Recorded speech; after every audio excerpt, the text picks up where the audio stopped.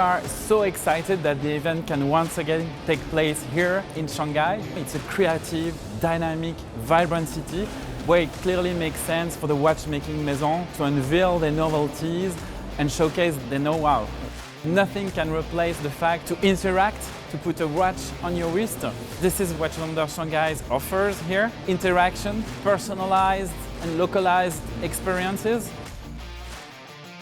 One of the major moves this year comes from the fact that we are opening our doors to the public for a weekend on September 16 and 17.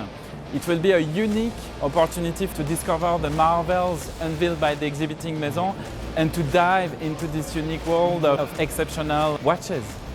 We want to offer to this young generation to be part of this exclusive community of watch enthusiasts, because today people are looking for this sense of belonging.